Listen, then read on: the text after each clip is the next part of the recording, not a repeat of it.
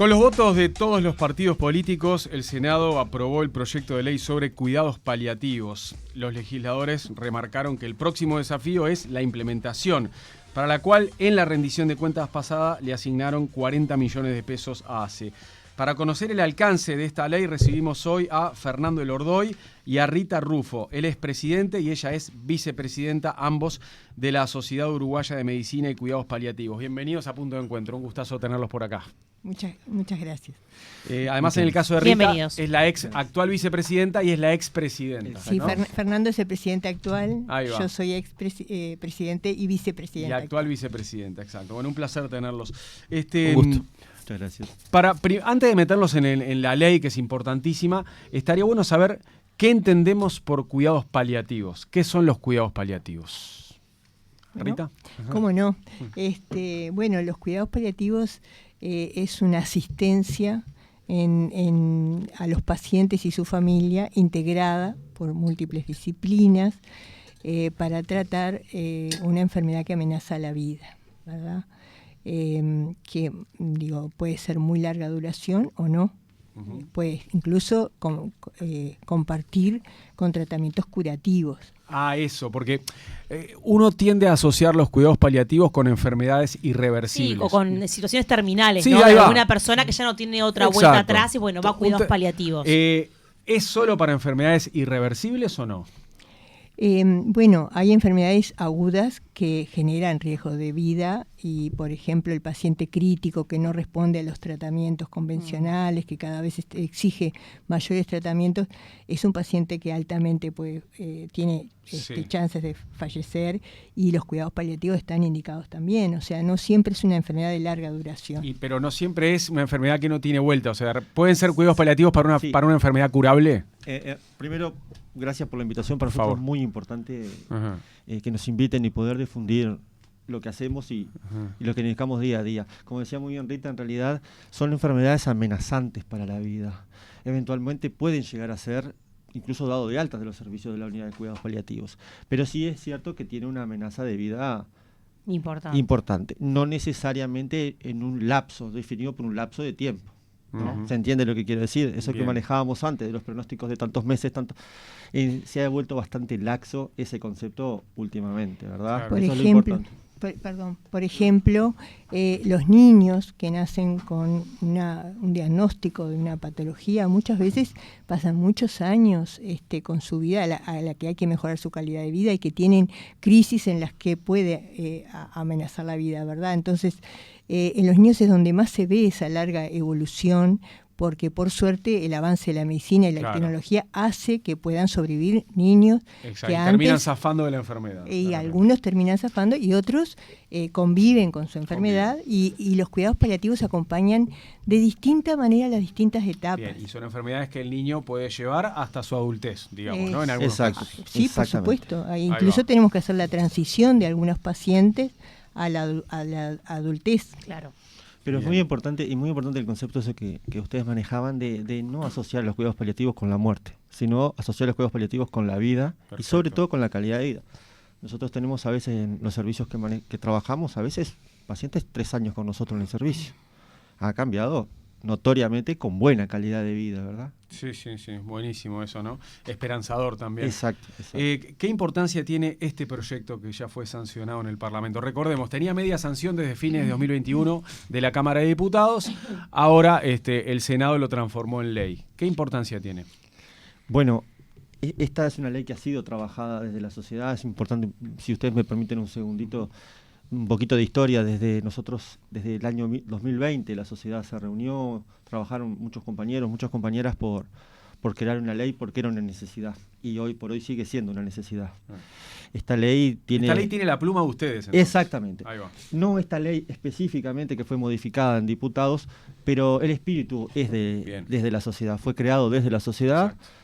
Como una necesidad. Hay cosas de ustedes y otras que le fueron agregando los políticos, digamos. Más que agregando, tal vez podríamos decir que le fueron sacando, pero es cierto. Nosotros teníamos, la idea era enmarcar las necesidades que vemos en el día a día, y las seguimos viendo hoy. La ley es necesaria, es muy importante. Si bien Uruguay es uno de los países a nivel de Latinoamérica, Rita me ayudará, sin dudas modelo Estamos con una cobertura de alrededor del 65%, pero no es suficiente. ¿Qué vacíos legales tenemos en nuestro país? Vacíos legales, bueno, en realidad está bastante, ha habido ordenanzas, ha habido decretos, ha habido el avance, sobre todo la implementación del Plan Nacional de Cuidados Paliativos. Hay una ley, la 18.335, que la establece como un derecho dentro del derecho a la salud, ¿no? Específicamente habla de cuidados paliativos de acuerdo a la definición que el Ministerio establezca. Pero de ahí a que se ejecute como tal, claro, que se respete ese derecho, ahí es donde tenemos el vacío. No es tanto legal porque hay herramientas. En ejecución, el problema que hoy tenemos. Tenemos hasta ordenanzas ministeriales que de cumplirse, seguro estaríamos mucho mejor. O sea que se necesita una... Para mí, lo que hay que rescatar acá es la voluntad de todos los políticos en que esto salga adelante. Porque eso es lo que va a hacer que todos trabajemos para lograrlo, ¿sí? Y acá lo que necesita es eso, unión para lograr atender mejor a las personas en el momento más importante de su vida, que puede ser el final. ¿Qué cambia a partir de esta ley? ¿Qué abordajes cambian o qué herramientas le dan a ustedes a esta ley? Bueno, hasta el momento, nada. Si nosotros nos quedamos con la ley, es una letra fría. Nosotros lo que necesitamos ahora desde la sociedad impulsar fuertemente es la implementación, es decir, hacer un decreto reglamentario para que se aplique y para que baje a tierra. Ahí sí. Nosotros creemos que tiene que llegar al que vive en el centro de Montevideo como el que vive en Bella Unión. Y eso sí, daría mucha importancia a la ley. Por eso es importante entender que la reglamentación es la pata fundamental acá. Y donde la sociedad... Porque los cuidados hoy no llegan a todos. No llegan a todos, no. Llega a un 65%, pero tampoco llegan con la misma calidad, no son equitativos en la forma de llegar. Entonces tenemos que tener las mejores herramientas, los mejores recursos humanos y materiales, tanto en la capital como en el interior del país. Yo creo que la ley es fundamental, la ley es muy importante, es una herramienta muy importante, o sea pero en la reglamentación está lo que se juega el partido. La clave está en la reglamentación, pero con el texto que se escribió se supone que lo que hace es reforzar o consolidar el acceso a los cuidados paliativos, ¿no? Para que todos puedan llegar, desde un pueblito en el medio Uruguay. Bueno, universal. Exacto. Nosotros queremos que haya una equidad de acceso, ¿verdad? O sea, que esté donde esté, la enfermedad que sea, siempre tenga la posibilidad de ingresar a los cuidados paliativos y lo más precozmente posible. ¿Qué tendemos con esta ley? Es que no lleguemos a lo último, al final de vida, como pasa en algunas situaciones todavía hoy, sino que tomemos contacto cuando se hace el diagnóstico de enfermedad amenazante para la vida, ¿verdad? Capaz que es una enfermedad crónica, pero ahora es amenazante de la vida y tiene que ahí empezar el contacto, ¿no? Y para que sea precoz, Rita, ¿quién tiene que reclamar esos cuidados? ¿Es responsabilidad del paciente o de los médicos? Bueno, nosotros creemos que esta ley ha difundido mucho lo que son los cuidados paliativos y que cada vez más las personas reclaman su derecho. Pero creemos que tenemos que facilitar el acceso, capacitando en general, porque los cuidados paliativos no se pueden hacer solo con equipos especializados, hay que haber una cultura general y esto tiene que salir desde el pregrado. Cuando se recibe, el médico tiene que tener una cultura sobre que los cuidados paliativos tienen que estar a la orden, ¿sí? Y esto es un cambio de cultura que se está generando. Y lo vamos a ver dentro de un tiempo, cuando es como todo cambio de cultura, ¿no? Yo sí me permite que agregue una cosita con lo que decía Rita, que es muy importante que entender que es desde abajo hacia arriba. Los cuidados paliativos es un derecho. Si fuera una pirámide, la parte de abajo es la población, ¿no? Las masas tienen que saber que es un derecho y que existe y que todos los prestadores lo tienen que brindar. Que no es un tema de simplemente de poner que tengo cuidados paliativos en un papel, sino plasmarlo. Y la gente las personas al saber eso, saben realmente que cuentan con ese beneficio que mejora la calidad de vida de las personas. Y como todo derecho hay que exigirlo. Exacto. Porque quizá el desconocimiento lleva a la no exigencia. Ese es el gran capítulo que nosotros queremos que se sepa. El capítulo es que se debe conocer que existe una especialidad.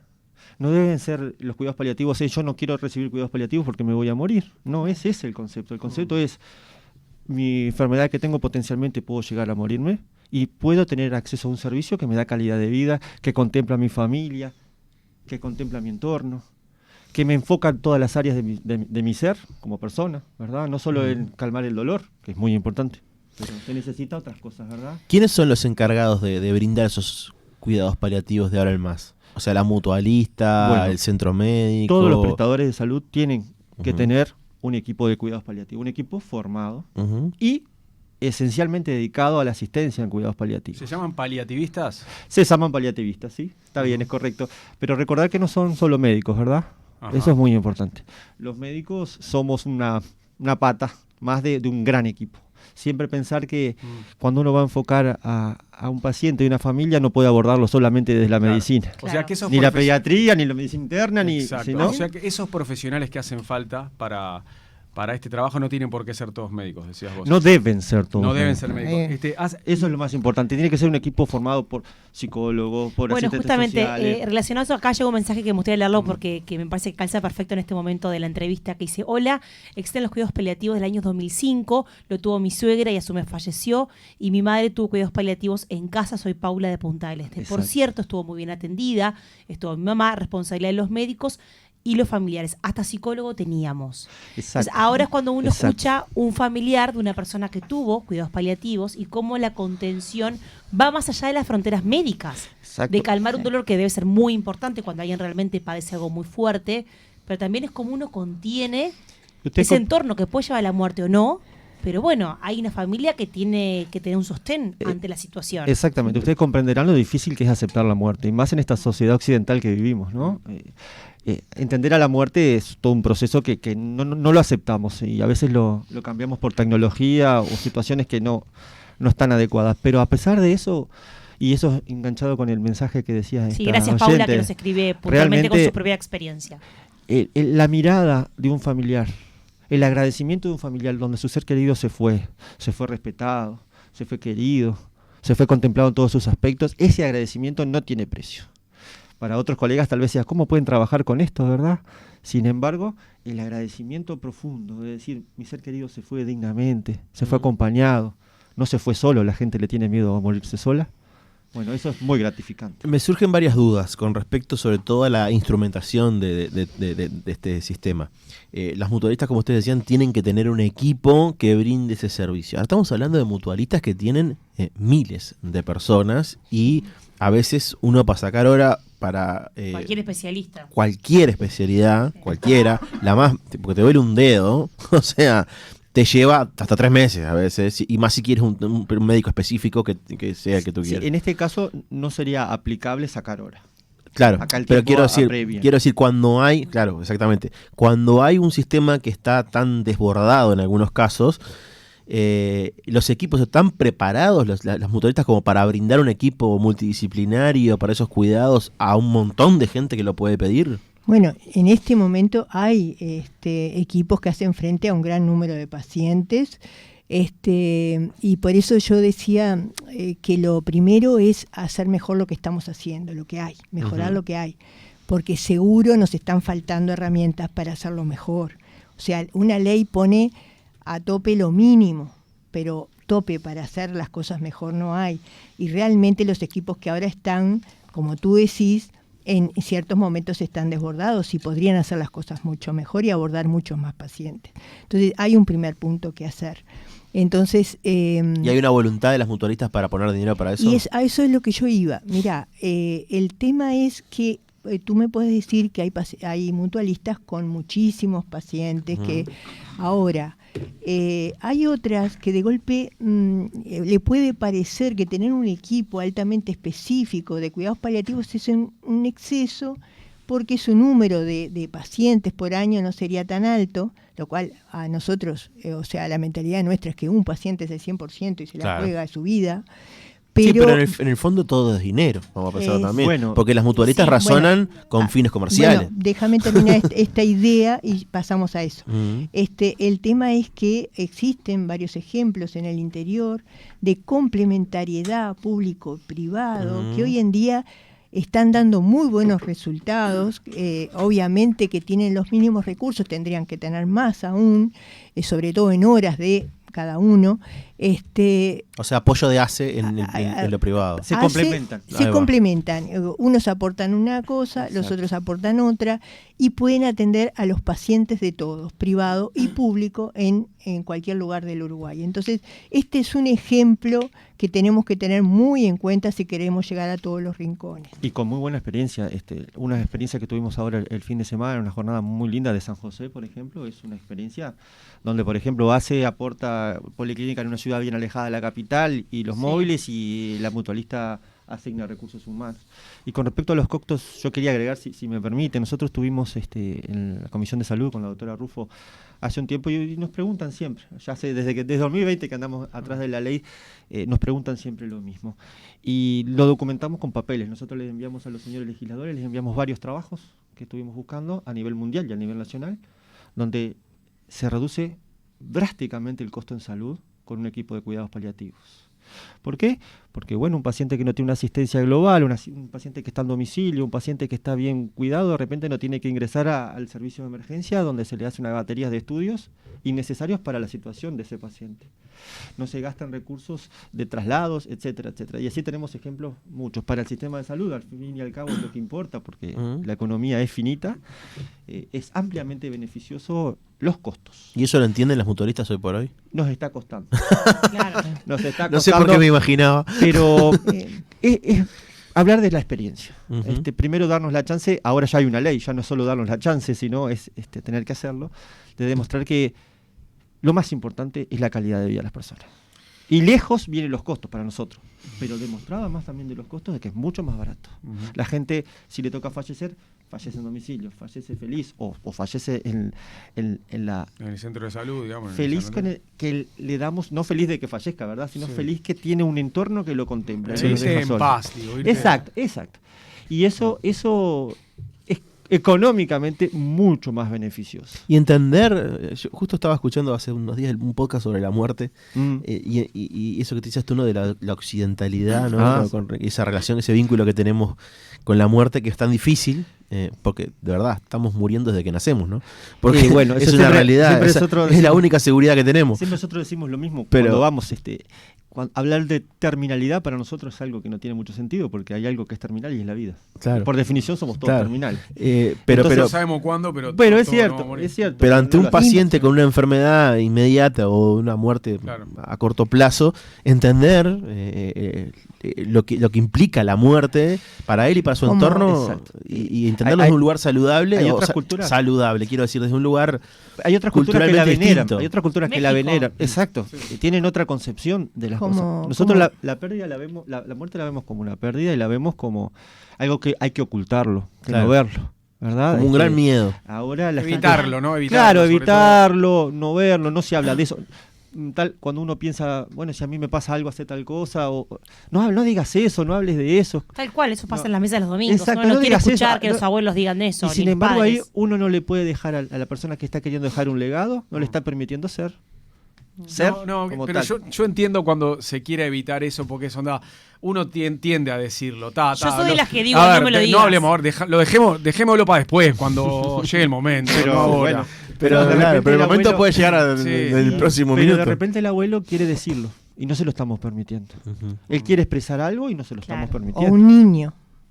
Es muy doloroso ver que un niño pueda querer expresar cosas que no se le está permitiendo, porque se piensa que es mejor así, que el niño no necesita hablar de eso. Claro. Pero no hay nadie que no sepa, porque su organismo se lo dice, y digamos que no se lo puede dejar solo, tenga la edad que tenga el paciente, con ese final de vida. ¿Tá? Porque son muy distintos cada persona, y como decía Cecily Sanders, tú importas hasta el último minuto de tu vida. Estamos hablando de vida, no estamos hablando...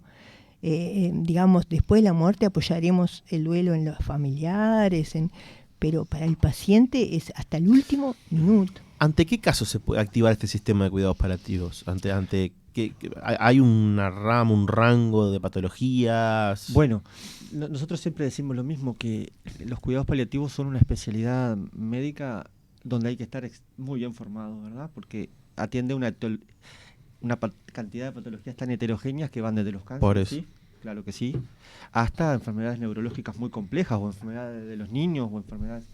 O prenatal. O prenatales. Bueno, ella tiene experiencia en lo que es perinatal, que podría, que ustedes quedarían maravillados si ella les contara lo que hace ella todos los días, ¿no? Los cuidados perinatales, ¿no? Principio de la vida y final de la vida en el mismo momento. Es fantásticamente difícil de entender, ¿no? Muy difícil de entender. Sin embargo, la derivación a los cuidados paliativos se debe hacer primero por los colegas, si así lo entienden, pero como es un derecho también los familiares pueden preguntarse, o el mismo paciente, entendiendo que no implica que fallezca por ir a cuidados paliativos. Ahí está la diferencia. Muchos pacientes o muchos familiares, no quiero que vaya a paliativos porque voy a paliativos implica que voy a morir.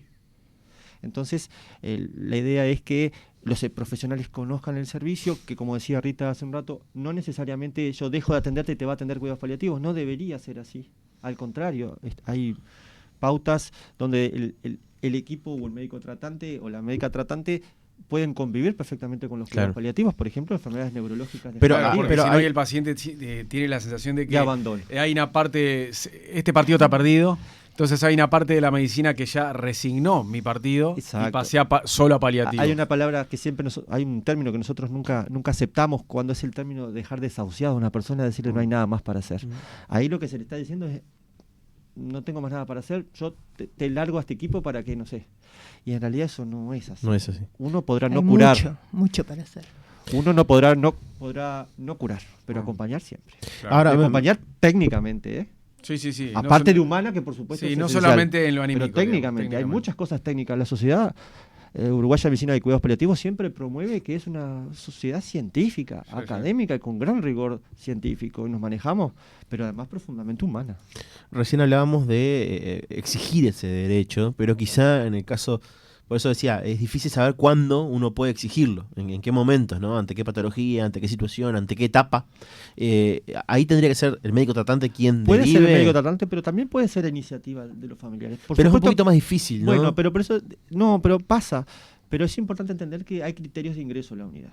Es decir, no como son un grupo bueno de personas que me van a tratar muy bien, yo puedo ir por un cuadro gripal. Claro. ¿Se entiende la analogía por que eso, por hacer? eso le preguntaba. Es muy importante entender que hay criterios. El espectro exacto, hay criterios que lo definen las unidades propias, ¿no? Y eso es importante. Es decir, no es solo para cáncer, por ejemplo, es un concepto que hay. Las personas están en paliativo porque tienen alguna patología oncológica, no es así. De hecho, hay muchos pacientes no oncológicos con enfermedades crónicas, avanzadas, que tienen criterios para ingresar a cuidados paliativos. O sea, así como, en el momento que esa enfermedad crónica se transforma en una amenaza para la vida, bueno, los cuidados paliativos deberían estar presentes. Y generalmente transcurre largo tiempo, ¿verdad? Donde mejorar la calidad de vida, ¿tá? En los niños se da esa situación que les comentaba, muchas veces se diagnostica, pero la enfermedad se desarrolla mucho más adelante, ¿verdad? Y también acompañar a la familia, porque nosotros trabajamos como en una interdisciplina, o sea, no es que la enfermera haga solo lo suyo, el médico haga solo lo suyo, el psicólogo haga solo lo suyo, sino que todos tenemos una cultura para contener a esa familia y a ese paciente, ¿verdad? O sea, el que esté en ese momento tiene que poder responder, estar a la altura del paciente. Entonces trabajamos la interdisciplina y también las familias tienen que saber qué hacer en determinadas etapas, porque es desesperante saber que un paciente va a fallecer en un tiempo, no tenemos en medicina algo que nos diga el tiempo, pero sabemos que en breve puede fallecer. Y entonces vienen muchas dudas, si no se alimenta, viene una tortura de no le estoy dando de comer, no, es el paciente que no come porque está en determinada etapa de... Entonces, como esto, hay muchas otras cosas que darle a la paciente, a la familia, para que no claudique en su cuidado, porque el paciente necesita de la familia hasta el último minuto. ¿Sí? Entonces apuntalar a la familia para que pueda con esto, pueda aceptar esto que está pasando y pueda acompañar hasta el final es una de las tareas fundamentales. Volviendo a un punto que hablamos hace un rato, que es el de la gente que se necesita para que esta ley se pueda instrumentar, a los trabajadores que se necesitan, ¿no? Es importante contar con equipos formados y con materiales suficientes, ¿no? Hablábamos de los paliativistas hace un rato y ustedes nos decían que no tienen que ser todos médicos. Ahora, ¿también hacen falta profesionales que puedan educar paliativistas? Bueno, Uruguay nuestro país por suerte tiene excelentes excelentes desde el punto de vista técnico que forman en las distintas ofertas educativas.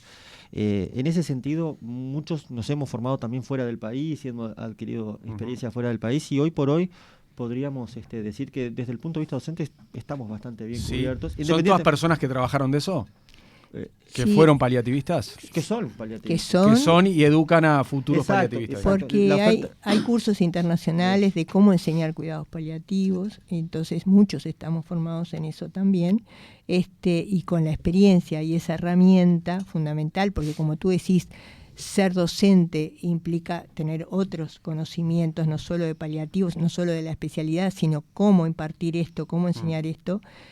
Hay muchos, y hay una unidad académica que está trabajando con la doctora Gabriela Piris y con la doctora Mercedes Bernadá, que son pioneras en esto y que están tratando de trabajar cada vez más precozmente en la universidad con los pregrados, o sea, impartir no solo como posgrado, ¿no? Porque ya hay una diplomatura de adultos, hay una diplomatura pediátrica, este es el segundo año que está la diplomatura pediátrica, y que integra diferentes, o sea, no solo para médicos, sino enfermeros, psicólogos, ¿no? Y esto es lo innovador que tiene esta diplomatura, y creo que no, digamos, hay un grupo de docentes en cada tanto en adultos como en niños.